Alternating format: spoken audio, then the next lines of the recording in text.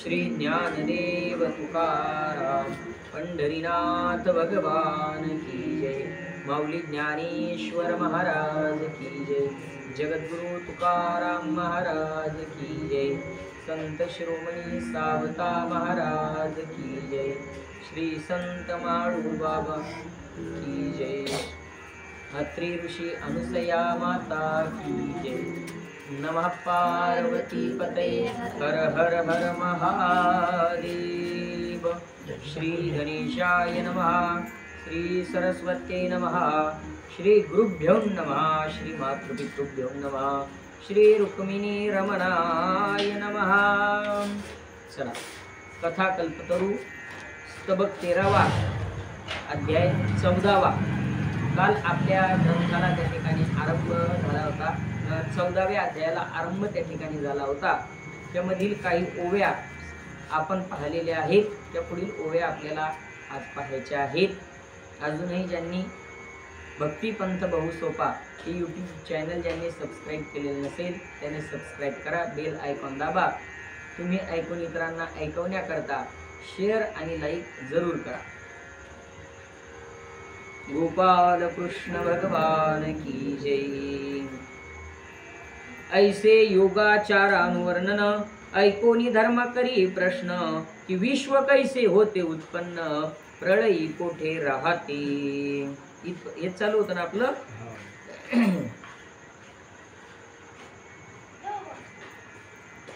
ही विश्वाची उत्पत्ती कशी होते आणि त्यानंतर प्रलयाच्या काळाला हे सर्व जातं कुठं, या सगळ्याची माहिती आम्हाला पाहिजे।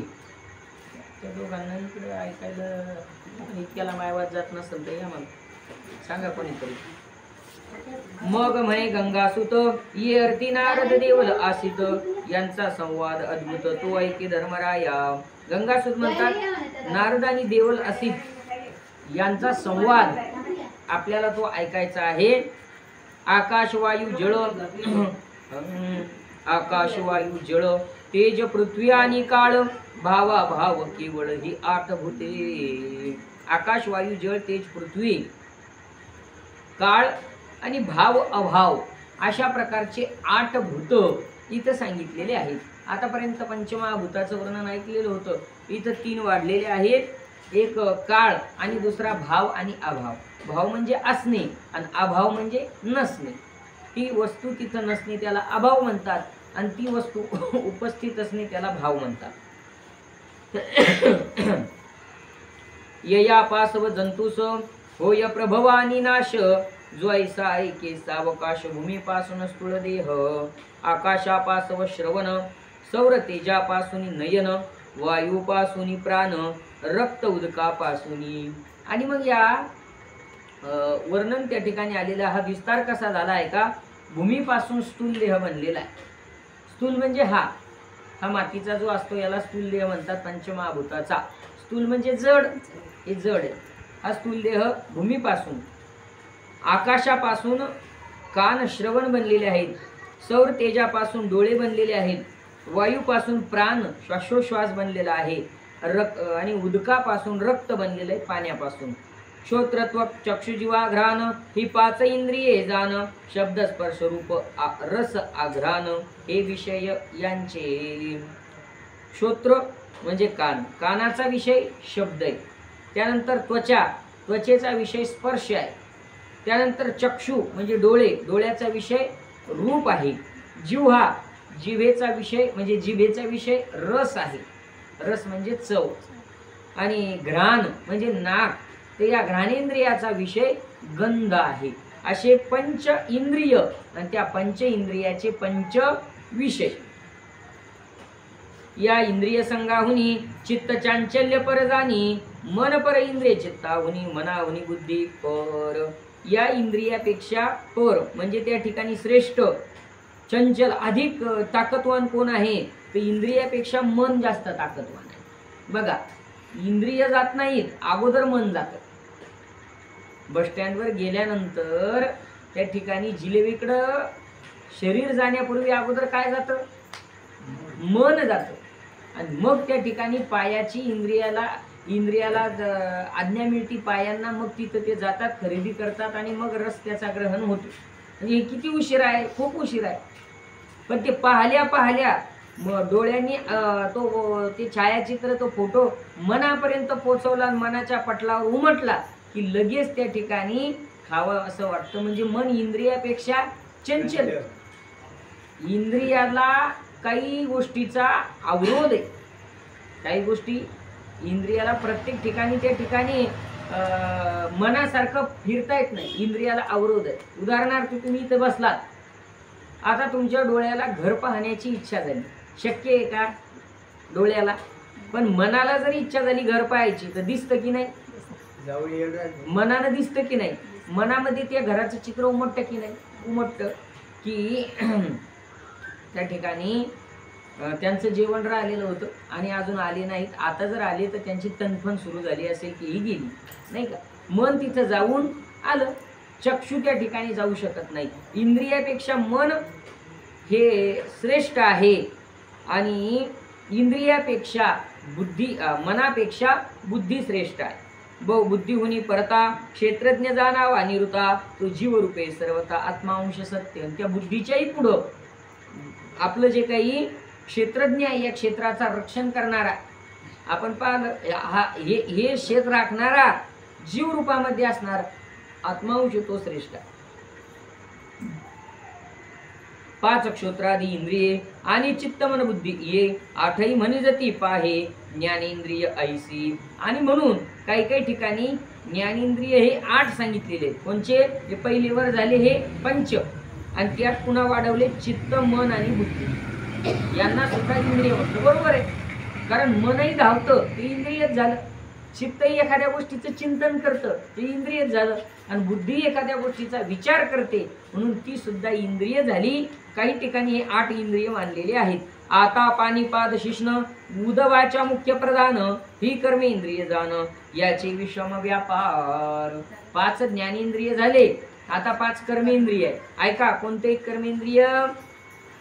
पाणी म्हणजे हात, पाद म्हणजे पाय, शिष्ण म्हणजे मूत्रेंद्रिय बुध, आणि त्यानंतर वाचा म्हणजे वाणी. हे 5 त्या ठिकाणी काय आहे? कर्मेंद्रिय. म्हणजे यांच्याकडून कर्म त्या ठिकाणी घडतात. यांचे प्रत्येकाचे व्यापार वेगळे. हाती देव घेव कर्म करण, बुधे विसर्ग पायी गमन, मूत्रोत्सर्ग आनंद भोगी शिष्ण, जल्पना वाचेशी. प्रत्येकाचे 5 काम वेगळे.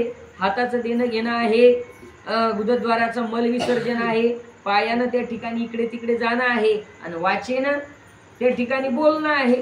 आणि आणखी काही 2 इंद्रियाचे कार्य ते ज्याच्या त्याच्या प्रकारे आहे. शब्दादी ज्ञानेंद्रिय विषया, कर्मकरणादी कर्मेंद्रिया, एवं दशगुण विषय धर्मयया व्यापारासी प्रधान. इंद्रिया सर्व कर्म पासाव, उपरम तथा निद्रा नाव, पियेची अवस्थे स्वभाव, इंद्रियो परम झालिया. मन होऊनी अनुपरत, विषय संगाते सेवित, तेची स्वप्न म्हणिजत. दुसरी अवस्था आहेत आता जागृती, स्वप्न, सुषुप्ती, या 3 अवस्था आहेत. तर इंद्रियाला सोबत घेऊन त्या ठिकाणी कर्म केल्या जातं, त्याला जागृत अवस्था म्हणतात. आता तुम्ही इथं पोथीला आले, ही काय आहे?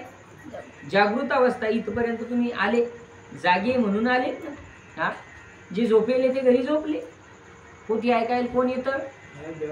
जे जागी येत ते पोथी ऐकायला त्या ठिकाणी येतात, आणि जे झोपले ते झोपले. आणि इंद्रियाला स्वतःच्या कर्मापासून विसावल्यानंतर जे विसावल्या जातं त्याला निद्रा म्हणतात. म्हणजे सगळे इंद्रिय सगळ्या कर्मापासून एकदा निवांत झाले की आपल्याला काय लागते? झोप. त्याला निद्रा म्हणतात. म्हणजे सगळे इंद्रिय शांत झाले म्हणजे ती झोप आहे.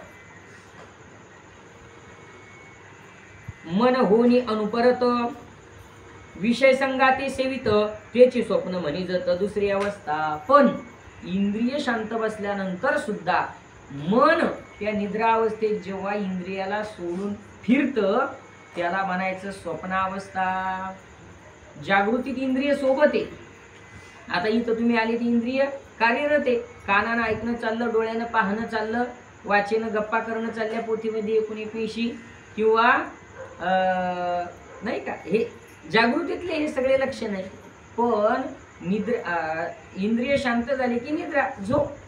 आणि ज्या वेळेस त्या ठिकाणी स्वप्न अवस्था पडते त्यावेळेस इंद्रिय शांत असतात, झोपलेला असतो माणूस, परंतु तो सासरवाडीला जातो. इंद्रिय सोबत असतात का?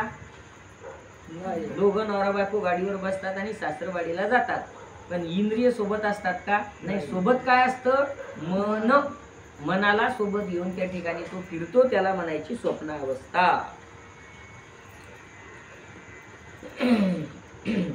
पंचमीला जाणं झालं नाही, आता ठराव गेले की रक्षाबंधनले 8 दिवस जाणार म्हणजे जाणार, राहणार म्हणजे राहणार, म्हणून मग ते पटकन ध्यान आलं. भांडणं व्हायच्यात आपलं पाठवून देईल. बरोबर. ऐसा भूत संग निरुते, शरीर धरी वायू सांगाते, शरीर पुण्य पापे पावते तेथीच लय.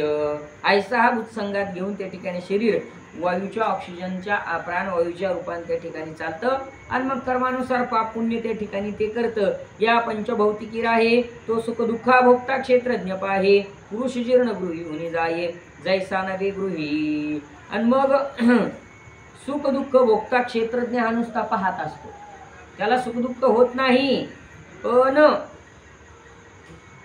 जो सूक्ष्म शरीर असतं त्या सूक्ष्म शरीराला, वासनामय शरीराला सुख दुःख त्या ठिकाणी प्राप्त होतं, त्याला सुख दुःख प्राप्त होत नाही. पण त्या वासना शरीरामुळं त्याला त्या ठिकाणी सोबत हिंडावं लागतं, त्याला सुख दुःखाचा लवलेश नाही. सुख दुःख हे वासना सूक्ष्म देहामध्ये जे काही मन बुद्धी चित्त आहे याला दुःख होतं, जीवाला दुःख होत नाही. आपण म्हणत असतो माझा जीव खूप दुखावला, मला फार त्रास झाला, पण तो त्रास जीवाला होत नसतो. जीवाला सुख नाही दुःखही नाही, तो फक्त पाहणार आहे. त्रास होतो वासनामय अंतकरणाला, मनाला त्रास होत असतो. पण त्या वासनामय अंतकरणामुळं हा जीवाला संग हिंडावं लागतो.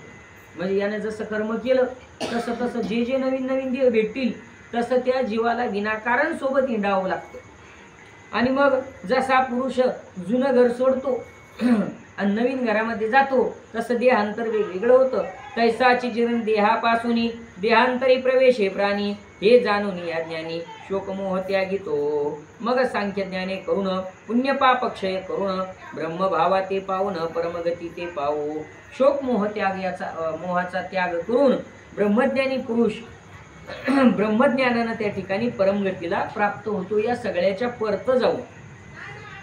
हे असिते आणि देवले नारदासी निवेदिले, तेची धर्म तुझ कथिले म्हणे गांगेय. हेच त्या ठिकाणी धर्मराजा म्हणजे जे नारदांचा आणि असिते देवले या दोघांचा संवाद नारदाशी झाला तेच तुला सांगितलं. तव धर्म म्हणे जे स्वामी, अर्थतृष्णा करून आम्ही ज्ञातीबद्ध केला अधर्मी ते तृष्णा केवी निवे. आम्ही अर्थतृष्णेनं राज्य मिळवायच्या हेतून त्या ठिकाणी काय केलं, जवळच्या लोकांचा वध केला. जे युद्ध झालं कशासाठी झालं होतं, काहीतरी मिळण्याकरता. त्यांचं राज्य घेतलेलं होतं कौरवांनी, ते मिळण्याकरता. आणि मग त्यामुळं आमच्याकडून जो वध झाला, जी तृष्णा आमची वाढलेली आहे, म्हणजे हे पाहिजे ते पाहिजे हे मिळवायचं, ती कशी शांत होईल. मग भीष्मदेव बोलिला, ये अर्थी जनके मला मांडव्याचे उपदेश केला तो ऐके सावधान. या संबंधित आणखी एक कथा सांग. मांडव्य ऋषी आणि जनक या दोघांचा संवाद आहे की जरी अर्थ पावले वृद्धीते तरी दुःख देती प्राणी याते, म्हणून अर्थ विवेक याते असमृद्धीचा असावे. तर ते म्हणतात जर अर्थ वाढला म्हणजे पैसा जर वाढला तर तो प्राण्याला दुःख देतो, म्हणून अर्थविवेकी याते असमृद्धीची असावे. बरं का, बरं पहा तुम्ही, थोडंसं विपरीत वाटणार आहे बरं का. पैसा वाढला की त्यांचं म्हणणं आहे दुःख वाढलं, आणि म्हणून ज्ञानी माणूस हा आवश्यक जेवढा आहे तेवढा संग्रह करतो, त्यापेक्षा जास्त वाढवत नाही. पहा तुम्ही, ज्याचा सगळ्यात जास्त मोठा कारभार तो सगळ्यात जास्त बिझी, ज्याच्या माग लचांड सगळ्यात ज्याच्या माग जास्त आहे त्याला परमार्थाला वेळ आहे का? नाही. आता आपलं बरं आहे, आपण सर्वसामान्य आहे, दिवसभर आपल्या पोटापुरतं काम करतो आणि घंटाभर पोथी ऐकतो. पण काही काही रात्री झोपेपर्यंत सुद्धा शांत नाही, जेवेपर्यंत सुद्धा त्यांचे फोनवर फोन चालू असतात, नाही का. झोपल्यावरही काही काही नारदेराचे नियोजन, काही मोठं काही त्यांचा व्यवसाय व्यापार असला मधात कधी फोन येतात, केव्हा उठावं लागतं, केव्हा कुठं जावं लागतं. म्हणजे जेवढा मोठा व्याप तेवढं दुःख जास्त आहे. ज्याचा व्याप कमी त्याचं दुःख कमी, आणि अंतकाळामध्ये ज्याचा व्याप कमी त्याला सोडायलाही सोपं जातं. अहो ज्यानं लोय मोठं वाढून ठेवलं त्याला किती अवघड जातं. हा, एवढं सुंदर घर त्यानं बांधलं, कुठून राजस्थानहून फरशी आणली, राजस्थानची फरशी बसवणारी, सगळं लांबचं असं तसं, आणि सगळं जमवता जमवता आयुष्य गेलं, म्हातारपण आलं. आणि मग डॉक्टर म्हणतात की आता तुम्हाला फरशीच्या घरात राहता येत नाही, टोंगळे ठणकतात तुमचे. मग याच्या लक्षात आलं, एवढं जमवण्यात गेलं, जो आनंद होता तारुण्याचा तो आनंद उपभोगला नाही हे जमवता जमवता. कारण आता आनंद उपभोगायचा शरीराला ते सहन होत नाही. म्हणजे मी सगळं जे तयार केलं हे सरळ सरळ दुसऱ्यासाठी म्हणजे चोरासाठी तयार केलेलं आहे, आणि मग त्याला किती त्रास होत असेल. म्हणून राहिलो, ज्याचा जास्त व्याप त्याला जास्त त्रास. म्हणून माणसानं मिळवायचं पण विवेकाने मिळवायचं. म्हणजे त्यात विवेक असला पाहिजे की मला याचा लाभ किती, याचा मला फायदा आहे का, आणि यातून मला सुख समाधान मिळेल का, या गोष्टी दृष्टी पुढे ठेवून ते सगळं आपण मिळवायचं आहे. हे राजाला सांगणं चाललं सगळं बरं का.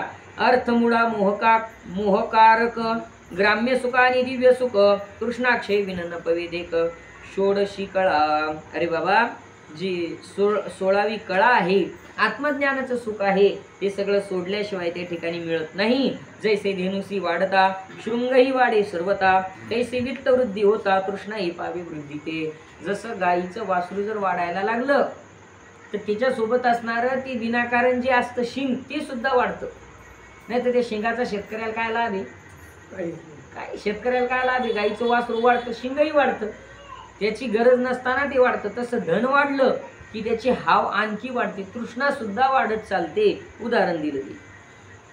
तरी ज्ञाने तृष्णा छेदुनी शुद्ध अंतकरण होऊनी अनामय सुखाते प्राणी पावत असे. म्हणून ज्ञानानं तृष्णा छेदायची, ज्ञानानं विवेकानं तिला सांगायची बस आता माझ्यापुरतं व्यवस्थित आहे, आता मी काय केलं पाहिजे, तर आता माझ्याकडून तीर्थयात्रा झाली पाहिजे, माझं शरीर चांगलं आहे तोपर्यंत.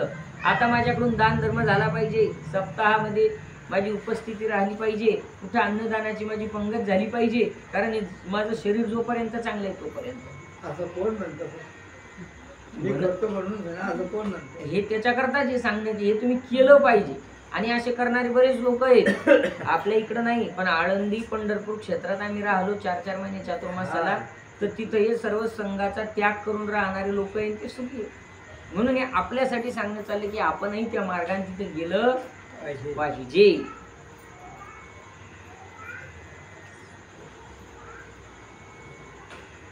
अगा मोक्ष धर्मे करुणी लाभा लाभे संतुष्ट प्राणी तोची पाविजे पद निर्वाणी अनामय. म्हणून मोक्ष धर्म त्या ठिकाणी साधायचा आहे, विवेकानं तृष्णा छेदून मोक्ष धर्म प्राप्त करायचा आहे, मग सुख होईल. अगा प्राप्त कामाची ठाई निरपेक्ष परदूषणही मने चिंतिले न बोले कही वाचे करुणी.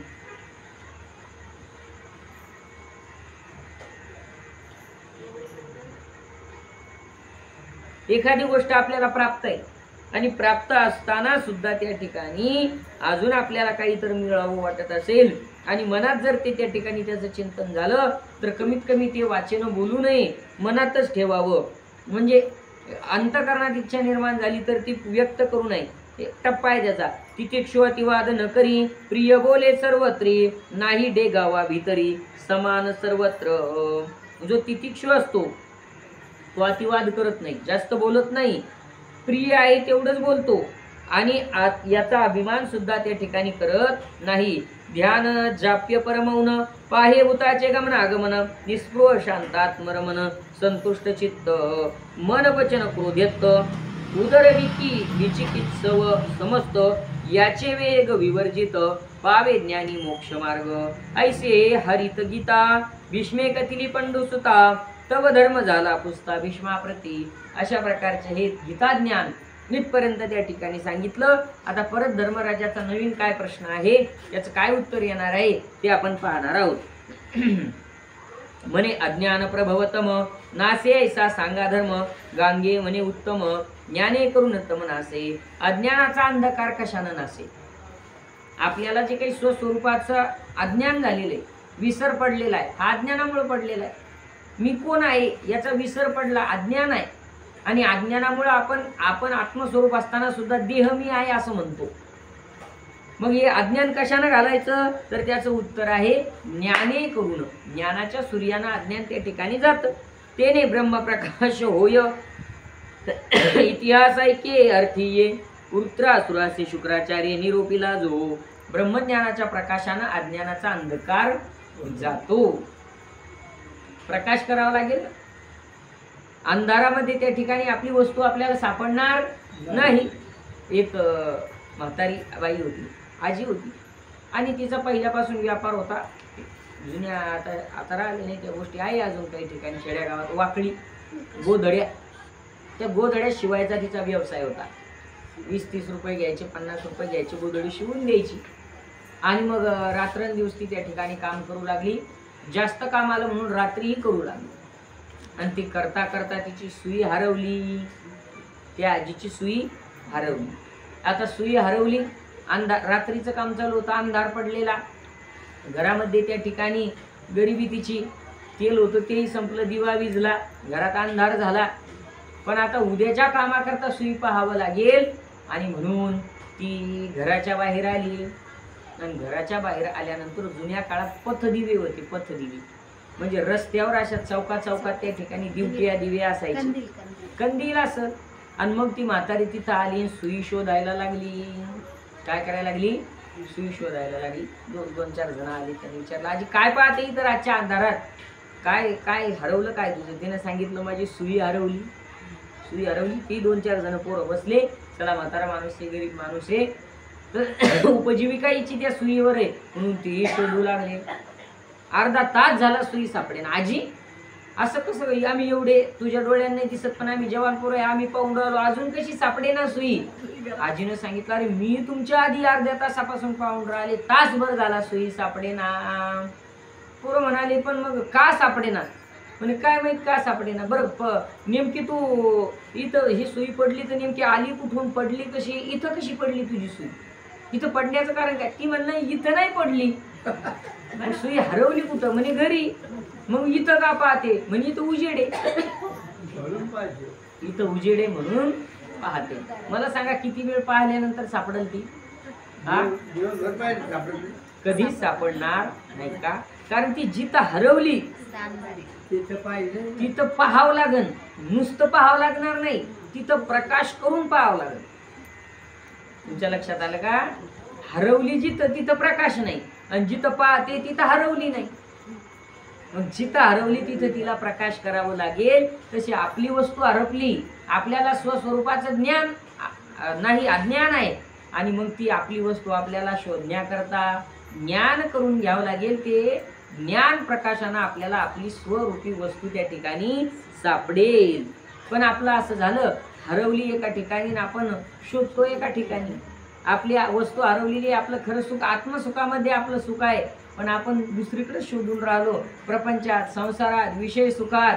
आणि मग शोधता शोधता सगळी रात दिवस म्हणजे आयुष्य त्या ठिकाणी संपत चाललं, पण ती सापडायला तयार नाही. गोपाल कृष्ण भगवान. यासाठी उत्तरासुर आणि शुक्राचार्याचा एक संवाद या ठिकाणी सांगितलेला आहे. ऐका. भ्रष्ट राज्य उत्तरासुर म्हणे मी तप करून थोर, ऐश्वर्य पावलो अपार, परी राज्य भ्रष्ट झालो. राज्य भ्रष्ट झाला म्हणजे राज्य गेलं त्याचं. तो म्हणू लागला मी एवढं तप केलं आणि तरी सुद्धा माझं राज्य का गेलं? ऐसेही असोनिया काही शोक तरी करीत नाही, काजे तपोबळेसही युद्ध करता इंद्रेसी. आता मी इंद्रासोबत युद्ध करतो असं तो म्हणू लागला तपाच्या बळानं.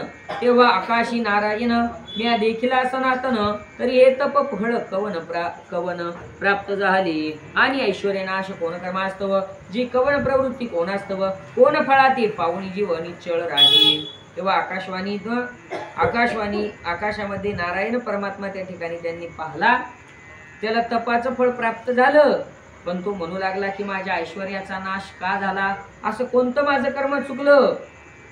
आणि मग जीव हा स्थिर होण्याकरता असं कोणतं कर्म आहे, काय केलं पाहिजे, ऐसा प्रश्न ऐकिला शुक्र विष्णू महिमा सांगता झाला. तेव्हा सनत कुमार पातला संशय छेदार्थ. तर शुक्राचार्य तिथं आलेले आहेत आणि त्याला महिमा सांगणार आहेत, उत्तर देणार आहेत. तेवढ्यात सनत कुमार जे चार आहेत, सनत सनानंद सनत सदा काय सनकादी सनत सनातन आदी असे चार जण आहेत. ते चौघांचे भागवतामध्ये नाव आलेले आहेत आणि ते तिथं आलेले आहेत बघा. तया वृत्रासुरे पूजोनी बैसविला उत्तम आसनी ते तैशुकाग्नी करून सनत कुमार सांगत असे. वृत्रासुरानं पूजा केली आणि सांगितलं महाराज शुक्राचार्यांनी आज्ञा दिली की सांगा यांना यांच्या प्रश्नाचं उत्तर. म्हणे चराचर समजता एक विष्णूची असे करता लय उत्पत्ती सर्वथा त्याचेच ठाई. या सगळ्या चराचराची उत्पत्ती परमात्म्यानं विष्णूंनी केलेली आहे. लय उत्पत्ती सर्व त्याच्या जाती आहे. जो पाविजे इंद्रिय संयमनी प्रयत्ने बुद्धी करूनी सकळ दोष निवृत्ती जाणी होई जे तेने. जो सगळ्या इंद्रियाचा संयम करून नियमात इंद्रियाला ठेवतो आणि बुद्धीनं ज्ञान प्राप्त करून अज्ञान निवृत्त करतो त्याला मी प्राप्त होतो. जेवी अल्प सुवासे तिळ आपुला न टाकी ती परिमळ मग बहुपुष्पी वेळोवेळ योग करावा.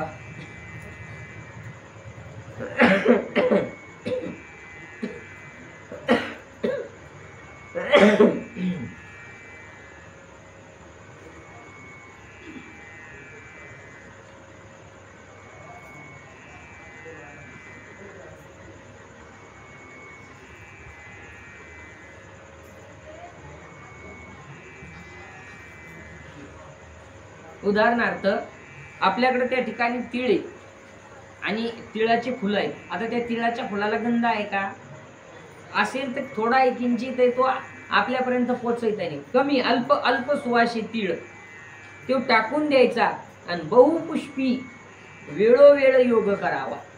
ज्या पुष्पाचा जास्तीत जास्त गंध येतो, गुलाब असेल, चाफा असेल, हे फुलं मोगरा असेल, हे फुलं जवळ, यांचा वेळोवेळ संग्रह त्या ठिकाणी करावा. तिळाच्या फुलाचा त्याच्यात अल्पगंध आहे बरं का. उदाहरण फार सुंदर. त्याचं उत्तर असं आहे की विषयात सुख आहे, विषयात सुख नाही असं नाही. शब्दामध्ये सुख आहे, स्पर्शामध्ये सुख आहे, रसात सुख आहे, गंधात सुख आहे, या सगळ्या विषयात सुख आहे. पण ते सुख कसं आहे, अल्प आहे.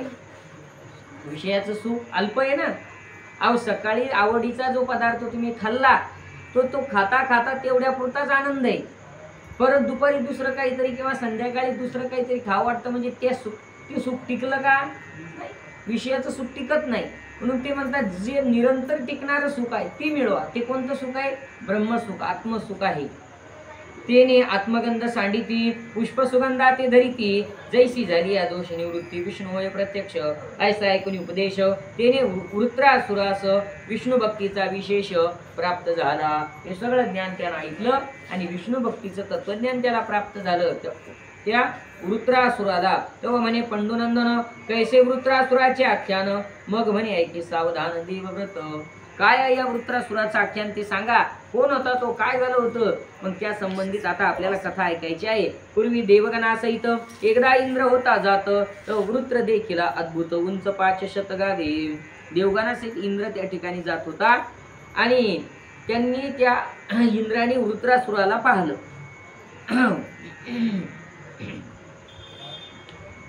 आणि त्याचं केवढा आहे तो वृत्रासूर तर 500 गाव उंच असं त्याचं वर्णन आहे. 300 गावे विस्तीर्ण माया भयंकर विशाळ वदन झाला उरुस्तंभे पुन्हा सकाळी काशी. रुंदी 300 गावाची रुंदी आहे. आता शास्त्राचं वर्णन असेल यात काय सांगावं. आणि मग हे कोण पाहिलं वरून? इंद्रानं पाहिलं. मग देवा असुरासी युद्ध प्रवर्तले आवेशी, यक्ष किन्नर गंधर्वासी ब्रह्मादी देव. त्या असुरांचं आणि सुरांचं युद्ध सुरू झालं. आता यांचं पहिल्यापासूनच वैर भावकी ती एकाच वडिलापासून झालेली ती संतती आहे, पण तेव्हापासूनच भावकीचं युद्ध सुरू आहे. कश्यपाचीच मुलं असुरही आहे आणि कश्यपाचीच मुलं देव आहे. फक्त आई दोन वेगवेगळे आहे. सांगितलं मी तुम्हाला, दितीपासून दैत्य आणि अदितीपासून देव झाले. पण ते जन्मताच असुर त्या ठिकाणी काय लागलेली, त्यांची भावकी लागलेली आहे. युद्ध सुरू झालं. ऐसे पहावया आले रुद्रे माया युद्ध मांडिले, त्याने देवेंद्रासी मोहिले तवा आला वसिष्ठ. युद्ध सुरू झालं. रुद्रासुरानं मायावी युद्ध केलं, असुर छळ केला. मग इंद्र त्या ठिकाणी मोहित झाला त्या मायेनं. तिथं शेवटी वशिष्ठ आलेले आहेत. तेने इंद्र उपदेशला मोहनिरास करिता झाला. मग इंद्र तेजे धावला रुद्रमाया निरसनार्थ. इंद्राला उपदेश केलं, मोह निरसन झाला. मग पुन्हा इंद्र त्या ठिकाणी धावला वृत्रासुराची माया घालवण्याकरता. आणि महेश्वर कोपला, इंद्र रक्षणा धावला. ज्वर रूपे प्रवेशला शरीरी वृत्राच्या. महादेवी त्या ठिकाणी रक्षणाकरता धावून आली इंद्राच्या. आणि ज्वराचं रूप त्यांनी धारण केलं. ज्वर म्हणजे ताप, व्याधी. आणि ती घुसली त्या वृत्रासुराच्या शरीरात. कैसाचे विष्णू कृपावंत होई लोक संरक्षणार्थ, प्रवेशला वज्र आत इंद्राची. विष्णू परमात्म्यांनी सुद्धा इंद्राच्या वज्रास्त्रामध्ये प्रवेश केला. तो बृहस्पती वशिष्ठ म्हणते, इंद्रातरी वृत्र शांती, तैसेच म्हणे उमापती हा वृत्र महामायावी. बृहस्पती वशिष्ठ म्हणू लागले, इंद्र आता मार त्याला. येण्यासाठी सहस्त्र वर्षे तप केले आवेशे, ब्रह्मे संतृप्तुनी विशेष वरदान दिले. 60,000 वर्षे यानं तपश्चर्या केली. ब्रह्मदेवाला प्रसन्न करून यानं वरदान मागितलं. आता याला मार. योगिया माझी महत्व, महाबलिष्ठ महत्व, आता वज्रे करी घात, ज्वरे व्यग्र होईल हा. ऐसे इंद्रिय ऐकुनी उत्साही रती वैसुनी, चालीला वज्र उचलून हनावया. मारण्याकरता त्या ठिकाणी इंद्र वृत्रासुराला मारण्याकरता धावलेले आहेत. माहेश्वर ज्वर त्यावेळा वृत्रद्रेही प्रवेशला, म्हणून वाद्य गजर केला देवऋषीश्वरी. शिवांनी त्याच्या शरीरात प्रवेश केला. त्याला ज्वर झाला, ताप येऊ लागली. इकडे जय जयकार झाला. ऐशी ज्वरोत्पत्ती वृत्रवदिता, वृत्रदेहीची निर्वनता उत्पन्न झाली तत्वता श्वासे. त्याला ज्वर त्या ठिकाणी झाला आणि इकडे यानं इंद्रानं वज्राचा घात केला. आणि मग तिथं काय झालेलं आहे, त्याचं देह त्या ठिकाणी पडत असताना श्वासोश्वासाचं काय झालं, मृत्यूवेळा प्राप्त झाली. बाह्य दुश्चिन्हे देखील गिदादी पाखुरे भ्रमली वृत्रावरी. त्याला मृत्यूवेळ प्राप्त झालेली पाहून दुश्चिन्हे दिसू लागली. गिधाड पाखरे त्या ठिकाणी धावून आली. मग तीव्र ज्वरे करुणी आरोळ्या देत असे समरंगणी, तो इंद्रे वज्र हानुनी मारिला वृत्र. ज्वर तीव्र झाला, अधिक ताप वाढला, आरंभळला, तो ओरडू लागला. तेवढ्यात इंद्राने शस्त्र मारलेला आहे. जाहले देवर्षी हर्षित, इंद्र विष्णू वज्रयुक्त, स्थानी गेले समस्त आपुलाले. मारलं त्याला, सगळे आपापल्या स्थानाला गेले. तो पुत्र देहापासून विक्राळ दाढा दशन, कपाळ पिंगट वर्ण, घोर नेत्रा कपालिनी. तेव्हा वृत्रासुराच्या देहापासून काय तयार झालाय का, कपालिनी एक राक्षसीनी तयार झाल्यासारखी आलेली आहे. अकराळ विक्राळ दाढ्या आहेत, दाढ आहे तिची. कृष्णा रुद्रे माकली, प्रेत वस्त्रखंडे नेसली, ऐसी ब्रह्महत्या निघाली. चालिली इंद्रागिवसित, इंद्राला शोधतच त्या ठिकाणी निघालेली आहे. रक्तानं माखलेली आहे. तव इंद्र स्वर्गी जात होता, ती आली ब्रह्महत्या, देखून रुजाहला पळता माणूस सरोवरी. ती ब्रह्महत्या नावाची ती असुर त्या ठिकाणी धावत आलेली आहे. इंद्र चालला होता माणूस सरोवराकडं. तेने कमळिनी तंतुआत, राहिला वर्षे सहस्त्रशत, परी हत्या राहिली जपत. तेने इंद्र कंटाळला. तेवढ्यात तो कमळ आणि कमळिनीच असे दोन फुलं असतात बरं का. कमळामध्ये कमळिनी ही एक फुल आहे, त्याचा एक प्रकार आहे. तर त्यामध्ये त्या ठिकाणी त्या तंतूमध्ये, कमळाच्या तंतूमध्ये त्या ठिकाणी इंद्र लपून राहिला. सहस्त्र वर्षापर्यंत लपून राहिला. शेवटी कंटाळला. मग बाहेर निघालिया आली धावून या गळग्रह करून या इंद्रानं सोडली. जसा बाहेर आला तशी ती त्यावर धावली, गळच टाकला त्याला मारण्याकरता. म्हणून तन्नाश कारणार्थ ब्रह्मयापे आला त्वरित ते वृत्र त्या आकांत देखील चतुरानने. आणि ती धावत तो कुठं गेला पळत,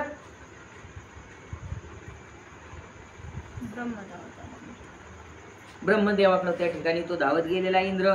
मग ब्रह्म अतिशय चतुरानाने बोलिले मधुर वाक्य रचने म्हणे या देवाधिकारणे सांडी ब्रह्मात्मजे. अगं याला सोड, याला तू सोड, तू ब्रह्मात्मज आहे. तव ते म्हणे ब्रह्मयासी तू पितामह कैसा, तू पितामह त्रैलोक्यासी तरी स्थळ देई मजसे राहावा या कारणे. काय हरकत नाही, मला राहायला स्थान दे, मी याला सोडते, मला जागा दे राहायला. तव ते म्हणे ब्रह्मया ये रे ब्रह्मा त्या विभागुनी एक भाग दिदला अग्नी तव खेद खिन्न झाला म्हणे देखुनी विधी म्हणे तया. तर तिची एक भाग त्या ठिकाणी कोणाला दिलेला आहे, त्या ब्रह्महत्येचा अग्नीला दिलेला आहे. अग्नी नाराज झाला.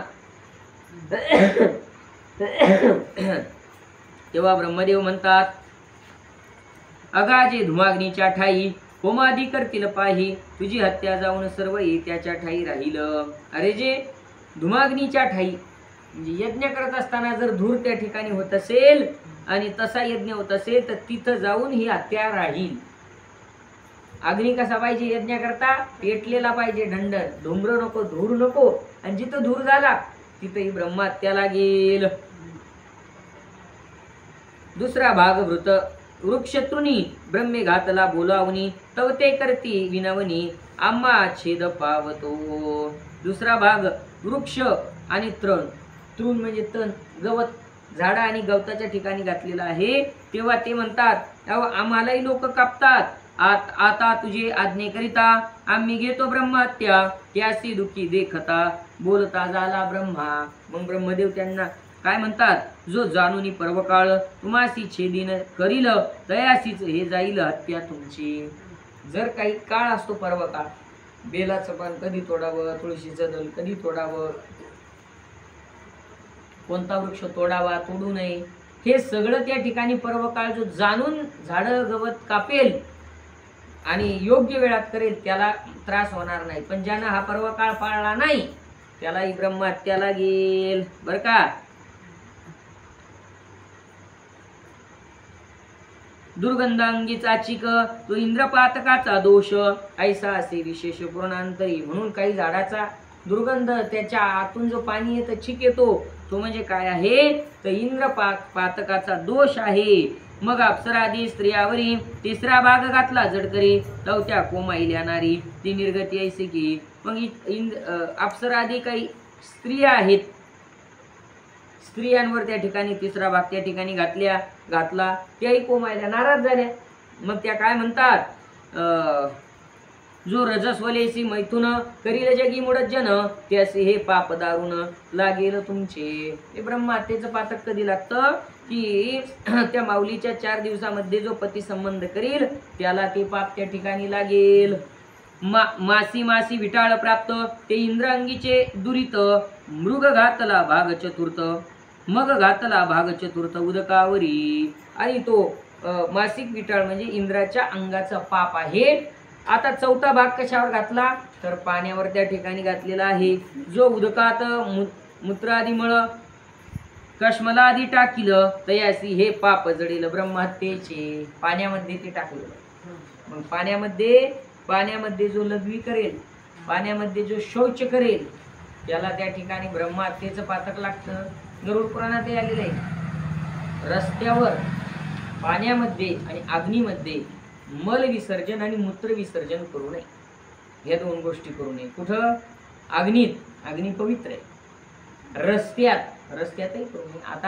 आता भरपूर फरक पडला पण ते पाप सांगितलेले रस्त्यावर. कारण तो रस्ता म्हणजे वाहतुकीचा असतो, हमरस्ता असतो नाही का. आता सोपं झालं नाही तू उतरायला, नाही तर किती अवघड होतं, लय अवघड होतं नाही का. का रस्त्यावर ते पातक येते. रस्त्यावर त्या ठिकाणी मल विसर्जन मूत्र विसर्जन करू नये. आणि पाण्यात सुद्धा मल आणि मूत्र विसर्जन करू नये. ब्रह्महत्येचं पाप लागतं. पाहिलं का, 4 भाग आहेत.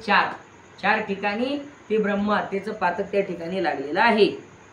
आणि इंद्राग्नीचा दोष तो जळफेन सम्यक ऐसा असे विशेष पूर्णांतरी पाण्यावर येणारा जो फेन आहे म्हणजे फेस आहे बुडबुडे फेस जो येतो पाण्यावर ते इंद्र तेच ते पातक त्या ठिकाणी इंद्रांगीचा दोष आहे ऐसी ब्रह्मयाने स्थानी निमिली मग ब्रह्मात्या तेथ गेली इंद्रिय अश्वमेध तात्काळी केला पुरश्चरणार्थ अशा प्रकारे तिनं जागा मागितली होती कोण ब्रह्मात्येनं आणि झोपणं मागितली होती कुठं तिनं मागितली तर ती येते हरिकथे पोथी असेल रामायण असेल भागवत असेल तिथं ती जाणून बुजून येते आता घरी जाऊन मालिका पाहू द्या नाही नाही नाही नाही तिथं डोळाही लवत नाही नाही नाही रोजही कोणी झोपत नाही फक्त मी विनोदानं म्हणत असतो म्हणजे त्या ठिकाणी गुंजी जाती कोणी झोपत नाही काही नाही तसं काही नाही एकदम विनोदासाठी सगळं बोलणं चालतं तर अशा प्रकारे पुढं मग इंद्र गेला अश्वमेध त्यानं तात्काळ केला पुराणांतरे मते कथा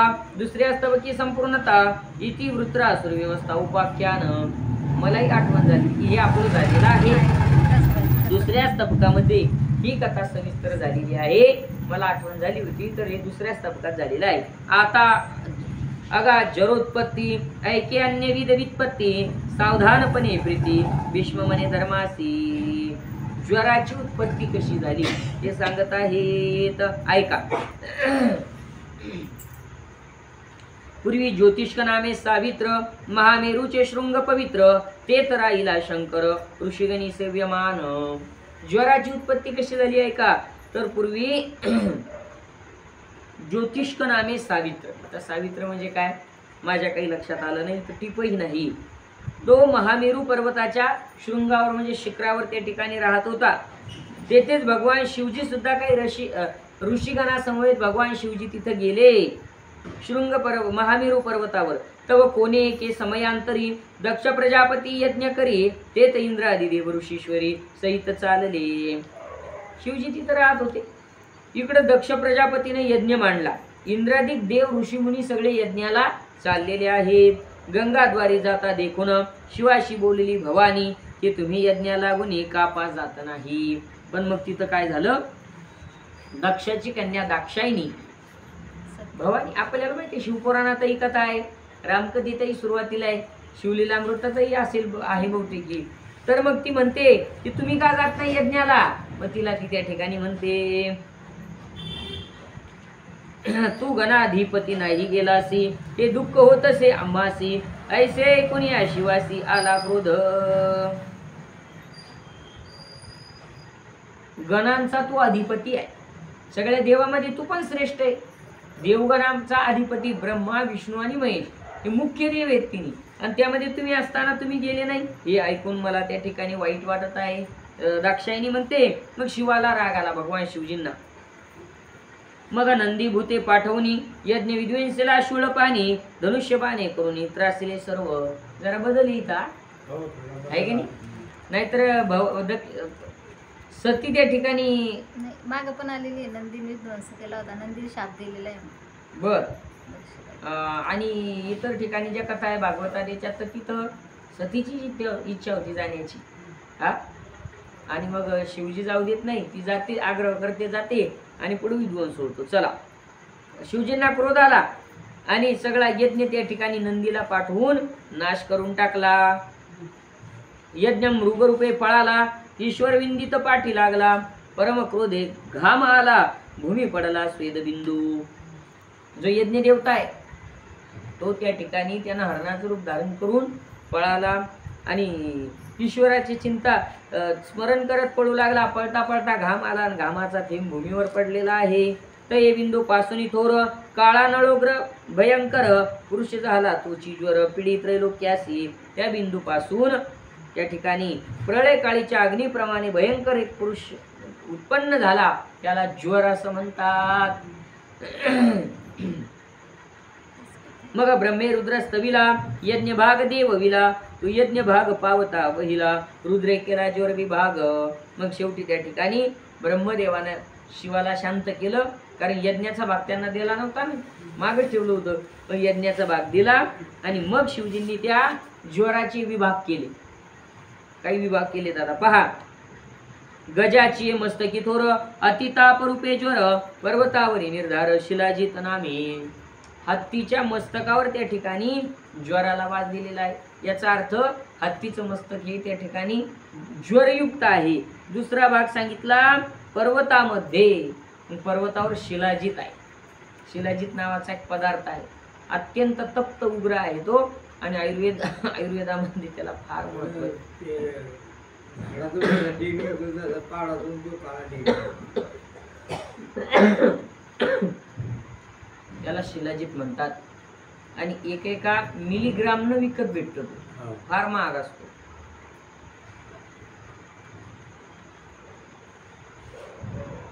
उदकावरील निळिका त्याची ज्वररूपे देखा, सर्पाची काती ऐका ज्वररूपेची। पाण्यावरचं जे निळपण आहे, आपण म्हणतो ना पाणी कसं आहे, काळशार पाणी आहे, तर पाणी काळं असतं का?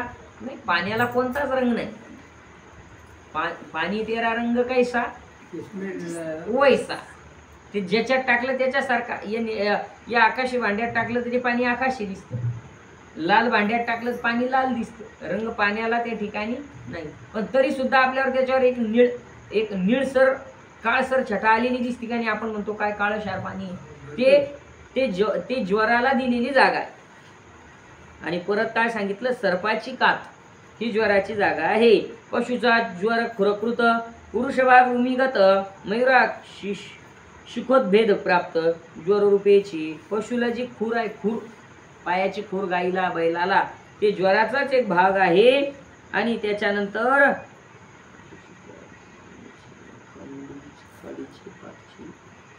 जमीन, हा खाडी असते, खाडी समुद्राजवळ, त्या समुद्राजवळ खाडीचा भाग तोही भूमीला ज्वर रूपाचा दिलेला आहे।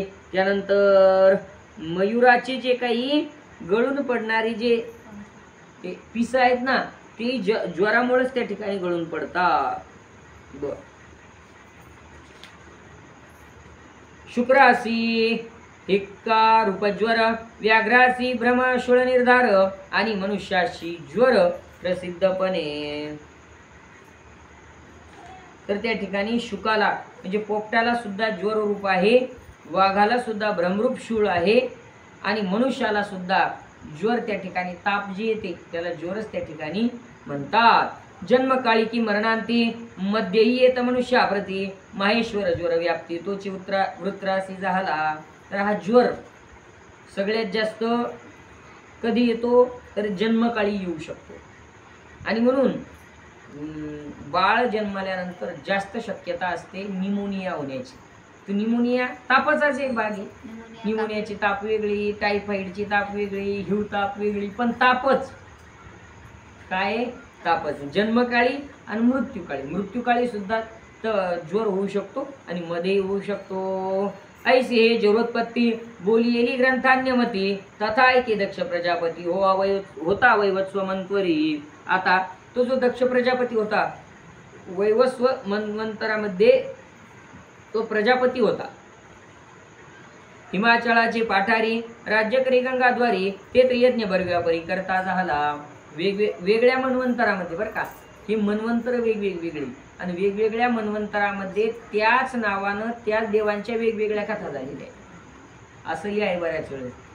म्हणजे भगवान शिवजीच्या लग्नामध्ये ज्या गणेशाची पूजन झालं, तो गणेश म्हणजे विवाहानंतर पार्वतीनं निर्माण केलेला गणेश हा वेगळा आहे। गणेश पुराणात आलेलं आहे ते गणेशाची भरपूर अवतार, मला वाटतं 8 अवतार का काय गणेश पुराणात सांगितलेले, पण बऱ्याच लोकांना ती माहित नाही। म्हणजे ढोबळमानानं प्रश्न विचारतात, त्याला असं वाटतं महाराजाला आपण अडतो, मग ते म्हणतात सांगा महाराज, गणपतीचा जन्म कसा झाला? तर पार्वतीच्या मळापासून। आणि मग महादेवाच्या लग्नात गणपतीचं पूजन कसं झालं?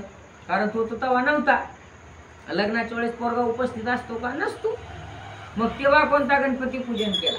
आता त्याला काय माहिती की गणपतीचे 8 अवतार झालेले आहेत, आणि जो निर्माण झाला तो शेवटून पार्थिव गणपती होता, त्याला गजानन हे नाव होतं। आणि अगोदरही त्याचे अनेक अवतार होते। हा, कृतयुगात अवतार होता, द्वापारात होता, त्रेतात होता, अशा प्रत्येक युगामध्ये त्याचे अवतार त्या ठिकाणी झालेले आहेत। म्हणून शिवाच्या लग्नामध्ये सुद्धा गणेश होता, पण तो वेगळ्या रूपात होता, आणि पार्वतीने तयार केला तो पार्थिव। आता आपण जो मांडतो तो कोणता आहे? मग हा पार्थिवच आहे. पार्थिव. असं तशी वेगवेगळ्या मनवंतरात वेगवेगळ्या कथा झालेल्या असतात.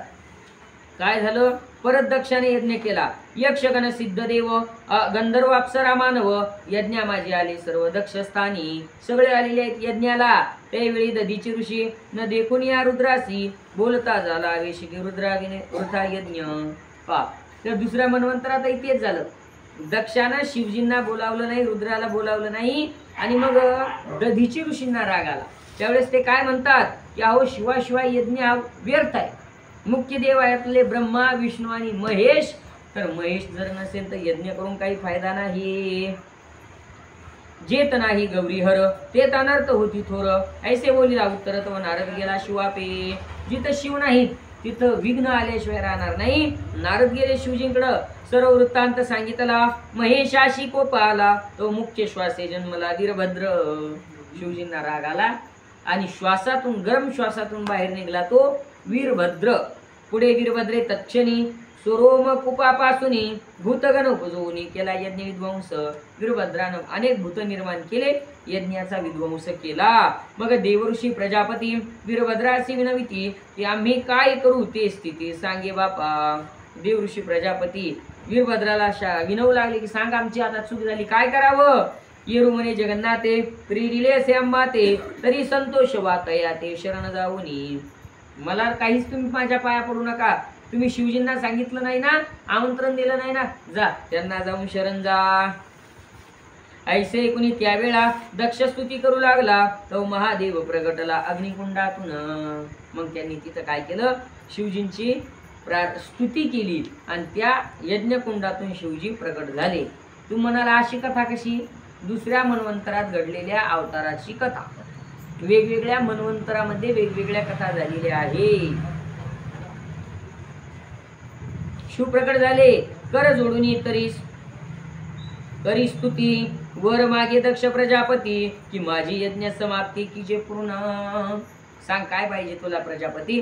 माझा यज्ञ पूर्ण होऊ द्या. मग अष्टोत्तर शत नामेस्त विली ग्रंथोक्त तेव्हा निवारेले समस्त विघ्न तयाचे. 108 भगवान शिवजींचे नाव त्याचं त्यानं त्या ठिकाणी स्तुती केली आणि शिवानी त्याचं विघ्न निवारण केलं. यज्ञ सिद्धी सपावला ऐसा ज्वर उत्पन्न झाला हा भेद तुझा निरोपेला पुराणांतरीचा. अशी दुसऱ्या पुराणामध्ये थोडी बदलून कथा आलेली आहे. तो भाव सुद्धा इथं त्यांनी सांगितला. ज्याला जे योग्य वाटेल त्यानं ते घ्यायचं. तिथंही ज्वर उत्पन्न झाला असं सांगितलं. हे दक्षयाग विध्वंसन तृतीय स्तबकी असे संपूर्ण ते पुराणांतरीचे मतदान म्हणे मधुकर कवी. हेच दक्ष यज्ञाचा विध्वंस ही सगळी कथा तिसऱ्या स्तबकामध्ये अगोदर येऊन गेलेली आहे. इति श्री कथा कल्पतरू त्रयोदश स्तबक मनोहरो ज्वरोत्पन्न कथन प्रकारो चतुर्दशाध्यायी कथेला श्री साब सदा शिवार्पणमस्तु. अशा प्रकारे 13व्या स्तबकातील 14वा अध्याय या ठिकाणी पूर्ण झाला. पुंडलिक वरदा विठ्ठल श्री ज्ञानदेव तुकाराम पंढरीनाथ भगवान की जय. 150 ओव्या आहेत पुढच्या. काही घ्यायचं आहे ना? चला. अध्याय 15वा श्री गणेशाय नमः. ऐसे ऐकुनी ज्वर कथा धर्म म्हणे गंगा सुता ब्रह्माचे आत्मस्वरूप आता सांगा मज. ज्वर कथा ऐकली मी. आता मला ब्रह्माचं आत्मस्वरूप काय आहे ते तुम्ही सांगा. मग भीष्माचार्य म्हणतात धर्मराजा ऐका झोपू नका. तव भीष्म म्हणे धर्माते ब्रह्मी अध्यात्म स्वरूप निवृत्ते तेथून या पंचभूते पूर्वीचा आरंभिले. काय आहे तर ब्रह्मस्वरूपापासून पंचमहाभूत तयार झालेत.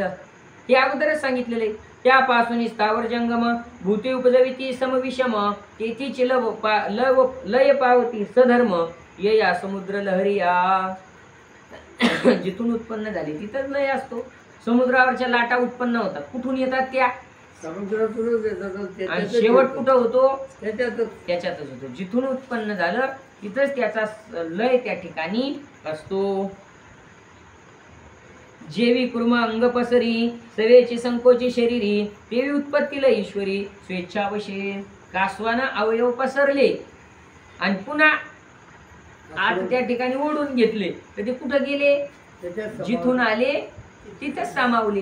तसं त्या ठिकाणी ईश्वराच्या इच्छेने ही सृष्टीचा विस्तार आणि लय त्या ठिकाणी होतो. आकाशापासून जाणं अवकाश शब्द गुण रस स्नेह जीवा हे तीन जळ गुण जळी रूपचक्षु विपाक तिन्ही हे तेजाचे गुण जाणी गंध घ्राण शरीर मेदिनी पासाव गुणत्रय प्राण चेष्टा आणि स्पर्श हे वायू गुण विशेष सत्वरजतम प्रकाश काळ कर्म बुद्धी हे कालही होऊन गेलेले. चक्षु रसना घ्राण श्रोत्र त्वचा आणि मन सात्वी बुद्धी आठवा क्षेत्रज्ञ विषयी प्रवर्त बुद्धी पासव.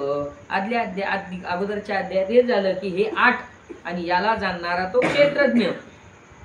ते बुद्धीसी प्रवर्तत क्षेत्रज्ञ करीतसे सत्य सत्वरजतमा भाव नित्य बुद्धीच प्रवर्तवी हर्ष प्रीती आनंद सुख शांती हे सात्विक गुण देख कदाचित होती सविशेष पुरुषाच्या ठाई परिहास शोक संताप क्षमा हे रजोगुण चिन्ह महिमा अविद्या रोग मोह अधर्मा मद आलस्या प्रवर्षती भय समृद्धी उन्मात स्वप्न प्रमाद हे तामस गुण ऐशा बुद्धीच्या गती सगुण याचा द्रष्टा आत्मा.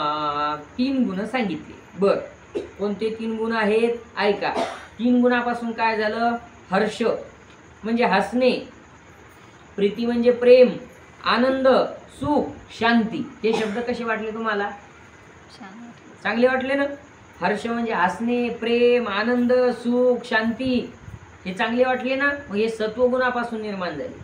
पुढचे रजगुणापासून काय निर्माण झालं? परिहास शोक संताप अक्षमा हे रजोगुणाची चिन्ह आहेत. परिहास म्हणजे विनोद हसणे याला परिहास म्हणतात. हे रजोगुणात आहे बरं का. रजोगुणात हे असणार. हा, हसणं हे रजोगुणात आहे. म्हणून लोकांना आध्यात्मिक कीर्तन जर असलं तर ते आवडत नाही, ते सात्विक आहे. पण विनोदी काही असलं इकडलं तिकडलं असलं तर मग ते आवडतं का? ते रजोगुणी आहे. सत्वगुण कोणाला आवडत नाही, शांती कोणाला आवडत नाही. परिहास शोक म्हणजे दुःख होणं, संताप राग येणं आणि अक्षमा एखाद्याला माफ न करणं हे गुण आहे रजोगुणाचे. आणि तमाचं काय? अविद्या म्हणजे अज्ञानीपण, रोग मोह अधर्म मद म्हणजे अहंकार आणि आळस आळस हे तमोगुणाचं कर्तव्य आहे. आळस येत असेल तर समजावं तमोगुणाची वृद्धी झालेली आहे. आणि जर त्या ठिकाणी उत्साह येत असेल समजायचं सत्वगुण चांगला आहे. भय समृद्धी उन्माद स्वप्न प्रमाद हे तामस गुण. पुन्हा काय तामस गुणाचं ऐका. भय असमृद्धी उन्माद स्वप्न प्रमाद तामस गुणाचे आहेत.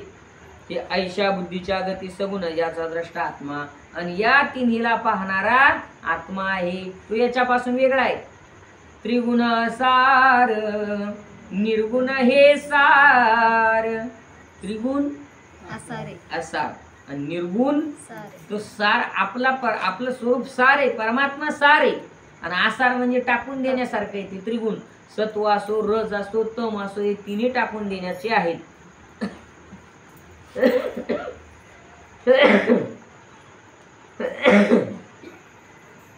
कमी झाला आता खोकला जरा फरक पडला. त्या आयुर्वेदिक उपचार ते लेंडी पिपळी मध आणि लवंग दवाखान्यानं फरक पडला. ऐसे हे अध्यात्म जाणे तोची बुद्धिमंत बोलणे तरी पंचभौतिक जाणणे ईश्वर विच्छा निर्मित धर्मासी म्हणे भीष्मदेव शोक दुःख मृत्यापासव प्राणिया नवे भयभाव तो प्रकार ऐके. शोक दुःख आणि मृत्यू यापासून प्राण्याला भय भीती वाटते ना. आपल्याला मृत्यूची भीती वाटते, शोकाची भीती वाटते, दुःखाची भीती वाटते. तर ते का? हाची नारदाचा प्रश्न संगम ऋषीने कथिला सगुण म्हणे भूत भाविष्य वर्तमान मी जाणे सकळा ते. नारदाचा प्रश्न संगम ऋषींना. आणि मग संगम ऋषीने सांगितलं की मी भूत भविष्य वर्तमान जाणतो. कर्मारंभ नाही करीत कर्मफळेच्छा नाही इच्छित आणि देखे समस्त समता दृष्टी अर्थ काम टाकूनी राग तृष्णा मोह त्याजुनी विचारतो मृत्यू भय सांडूनी नाही धर्म लोभ परियोजना मी पितामृत तृप्त पाही म्हणून शोक बाधा नाही ऐसे संगमे सर्व हे निरोपिले नारदाला त्या ठिकाणी सगळं त्यांनी निरोपण केलं.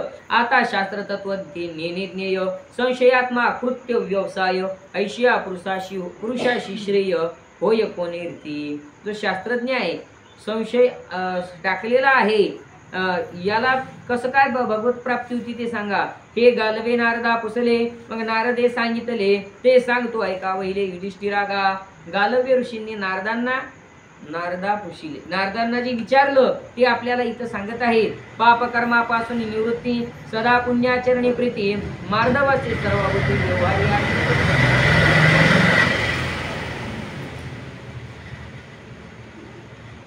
जो नेहमी पाप कर्मापासून निवृत्त आहे म्हणजे पाप होऊ देत नाही, पुण्य करण्यामध्ये ज्याची प्रीती आहे आणि व्यवहारामध्ये ज्याच्या आर्जव आहे, अनहंकार वाणी मधुर अप्रमाद संतोष सुविचार विषय सेवन निर्धार वेदार्थ जिज्ञासा हे चांगले गुण सगळे त्याचे. सदैव तप आचरण पुरुष ही गुणी करून श्रेय पावे निर्वाण मोक्ष मार्गात. तोच पुरुष त्या ठिकाणी मोक्ष मार्गाला जातो. नेहमी तप करतो, वाणी मधुर आहे, संतोष आहे, विषयाचं सेवन अगदी कामापर्यंत त्या ठिकाणी जो करतो तोच. भीष्म म्हणे धर्माप्रती कोणे उपाय शोक नव्हते मोक्ष पावी जयसी गती हे सगळे पुशिले. धर्माला म्हणतात अरे बाबा शोक कशामुळे उत्पन्न होत नाही आणि मोक्ष कशाने प्राप्त होतो. सगरानं विचारलं होतं. मग अरिष्ट नेमी ऋषी सांगता झाला तयासी तो संवाद परियेसी धर्मराया. सगर सूर्य वंशामध्ये त्या ठिकाणी आलेले सगर. मग त्या सगराच्या मुलाला शाप भेटला होता. मग त्या कुळा शाप भेटला, ते नरकात गेले. मग त्यांचा उद्धार करायचा म्हणून गंगा स्वर्ग ब्रह्मलोकातून आणावं लागली. 2-4 पिढ्या गेल्या आणि मग शेवटी भगीरथाकडून ती खाली आणली म्हणून तिला भागीरथी म्हणतात. तो सगर आणि तो अरिष्ट नेमी त्यांना सांगत आहेत. पुत्र पश्वाधिका ठाई संगासक्ती करी पाही स्नेह पाशेबद्ध तो काही मोक्ष न पवे. मोक्ष त्याला मिळत नाही जो मुलांमध्ये पशुपक्ष्यामध्ये आणि इतर अधिक या सगळ्या संसारिक गोष्टीमध्ये संग आसक्ती करतो, ज्याचं मन त्या ठिकाणी गुंतलेलं आहे. म्हणजे नाही जो चिकटलेला आहे ते अगोदरही मी सांगितलेले आहे. आणि त्या अंतकरण त्याच्यात जर गुंतलेला असेल तर मग त्याच्या वासना कायम राहतात. मरताना मग त्याच्या वासना असतात. ते चिकटलेलं असतं ना, मग ते म्हणतं लाईन इलेक अजून आली नाही, ती कधी येते, तिच्या हातचा चमचा घेतल्याशिवाय ती जीव सोडत नाही. चिकटेले हे काय समजायचं, ते फक्त चिकटलेले आणि ते नरकालाच जाणार, 100% नरकाला जाणार. त्या काळात तरी त्यानं त्या ठिकाणी चिंतन परमात्म्याचं चिंतन केलं पाहिजे. पण संसाराच्या नाल्या उपसायची सवय लागलेली असती, घाण उपसायची सवय लागलेली असती म्हणून ती शेवटी तशीच बुद्धी होती. पुत्रा जीवनोपायी समर्थ जाणूनी पुत्रवती वृद्ध भार्या तेजोनी लाभा लाभी समता करुनी मोक्ष पावे. मुलाला जीवन उपयोगी करायचं, व्यवहारिक ज्ञान आणून द्यायचं आणि व्यवहार त्याच्या हाती टाकायचा. पत्नीचा सुद्धा त्याग, पुत्रवती पत्नीचा सुद्धा त्याग करून ज्याला मोक्ष मिळवायचा त्याला हे सगळं त्याग करावा लागणार आहे आणि अंतकरण त्याच्यातून बाजूला काढावं लागणार आहे. म्हणून त्या ठिकाणी ज्ञात्या लोकांनी संन्यस्त जीवन नंतर त्या ठिकाणी स्वीकारलेलं होतं. ज्ञानोबाऱ्यांच्या वडिलांना सुद्धा हे ज्ञात होतं म्हणून त्यांनी सुद्धा विवाह पश्चात त्या ठिकाणी संन्यस्त जीवन स्वीकारलं. पण ज्ञानोबारायाचा अवतार होणार होता म्हणून गुरु आज्ञेनं त्यांना परत यावं लागलं. चला, बुद्धिशास्त्रे करून मानुष्यासार देखून जोवर ते सर्व तेजून तोची मुक्त ऐसा राजा सगर ऐकोनी मोक्ष गुणी युक्त होनी दुःख निवृत्ती प्रजा पाळणी करता झाला. यावरी धर्म प्रश्न केला देवर्षी उष्णा शुक्रत्व पावला दैत्यासी प्रिय का झाला कैसा लाधला समृद्धी. पुन्हा प्रश्न आहे, देवर्षी उष्णा हा शुक्र कसा झाला, शुक्राचार्य कसा झाला आणि तो दैत्यांना प्रिय कसा झाला, अशी एक कथा इथं आलेली आहे. तव भीष्म बोले वाणी हा भृगुपुत्र मुनी पूर्वी योग बळे करून कुबेरा रोधिता जाहला. हा कोण होता, भृगूचा पुत्र होता. यानं योगाच्या बळानं कुबेराला अडवलं. मग त्याचे धन हरिले. कुबेरे दिनत्वे दुःख केले. महेशाशी सांगितले कृष्णाचरण मग कुबेराला त्याचं धन सगळं हरण केलं. त्याने शिवजींना सांगितलं आणि मग शिवजींनी काय केलाय का म्हणे तो अलकेत प्रवेशला माझे धन हरिता झाला ऐकोनी शिव धाविनला घेऊन त्रिशूळ. कुबेराला वाचवण्याकरता भगवान शिवजी गेलेले आहे. उषणे आपले तपोबळे ईश्वरा थोर जाणितले मग आसन घातले शिळाग्री शिवाचे. तो जो उष्ण होता ऋगपुत्र त्यानं आपल्या तपाच्या बळानं शिवजींना जाणलं आणि जाणण्याकरता त्यानं काय केलं माहितीये का शूळ असतो शूळ त्रिशूळ त्याचं जे टोक आहे टोक शूळाचं त्या शूळाच्या टोकावर आपला आसन मांडलं. म्हणजे काट्याच्या आणीवर जसं काही एखादी वस्तू स्थिर करता येईल का नाही पण त्यानं केली तसं मग ते तपश्चर्याच होती त्याची. म्हणून शिवे हस्ते करून शूळस्थ उशना स्पर्शून हस्तामध्ये घेऊन टाकीला उदरात. शिवजी त्याला मारायला आले होते ना त्रिशूळ घेऊन. शिवजींनी ते पाहिलं आणि त्यांनी काय केलं मारलं नाही त्याला आदर हाताने स्पर्श केला आणि तसाच पोटामध्ये टाकून दिला गिळंकृत केला पोटात. तो महेशाच्या उदरी गेला उदका बाजारी 10 सहस्त्र वर्षेवरी तपकरिता झाला. बाबा तोही पोटात गेला पाण्यात पोटात राहिला आणि 10,000 वर्ष शिवाच्या पोटात त्यानं तपश्चर्या केली. तेने तपे वृद्धी पावला उदरा माझी उद्वेगला निघावया मार्ग चिंतीला स्तविंदला शंकर. फार मोठं तप झालं आता बाहेर यायचंय आणि म्हणून शिवजींची प्रार्थना करू लागला. मग आपले शिष्णद्वारे वाट दिदले श्री शंकरे उष्णा निघाला सत्वरे म्हणून शुक्र नाम. आणि मग तो बाहेर आला शिवजींच्या शिष्णद्वारातून त्या ठिकाणी मूत्रोत्सर्ग ज्या द्वारातून होतो त्या द्वारातून बाहेर आला. त्या द्वारातून त्या ठिकाणी शुक्राणू येतात म्हणून त्याचं नाव सुद्धा काय दिलं शुक्राचार्य तो झालेला आहे. यालाच कथा कल्पतरू म्हणतात. शुक्राचार्य कोण आहे कसा आहे हे माहित नव्हतं. हे माहित झालं ही कथा कल्पतरू. इतर ग्रंथात या कथा आगळ्या वेगळ्या नाही. तेने कुत्सित मार्गे जाणं शुक्र निघाला म्हणून येत नाही लज्जे करून आकाश मध्यभागी ज्वलत शिष्ण मार्गी जाणं शुक्र निघाला देखून महेश शोळे करून मारू आहे. काय झालं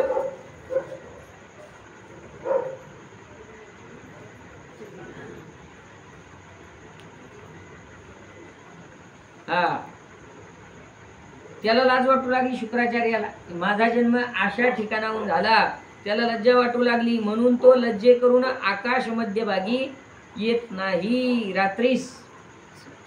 मग शुक्राचा तारा केव्हा दिसतो सकाळी 4 वाजता सकाळी. आणि तो काय तारा आहे. मग तारा कधी दिसला पाहिजे हे बाकीचे तारे कधी दिसतात अंधार पडला की तारे चमकायला लागतात. पण शुक्राचा चमकतो का नाही. म्हणून तो लज्जे करूनही रात्रीच बाहेर येत नाही. ज्वलते शिष्ण मार्गी जाणं शुक्र निघाला देखून महेश शुळे करून मारुपा हे. तो बाहेर निघला ज्वलत त्या ठिकाणी त्रास होऊ लागला शिवजींना. शिवजी त्याला मारायला धावले. तव पार्वती म्हणे शिवा ते हा स्वपुत्र न मारी याते ये रे रक्षिणे तया ते देवी वचनास्तव. अहो तुमच्या देहापासून उत्पन्न झाला ना तुमचा मुलगा आहे मारू नका.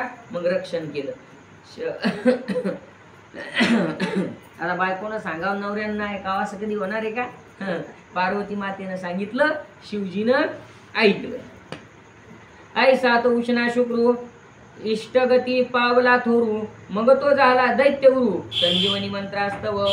मग तो चांगल्या गतीला प्राप्त झाला आणि संजीवन मंत्राद्वारे दैत्याचा गुरु झाला. हे ऐकून काव्य पख्यानं धर्म मागुती करी प्रश्न की इह परलोकी काही सेन परमश्रेय पाविजे. या आणि परलोकामध्ये श्रेय कशाने मिळेल यावरी देवव्रत बोले हेची जनका पराशरा पुशले मग तयाचे निरूपिले मुनी प्रवरे. मग त्या ठिकाणी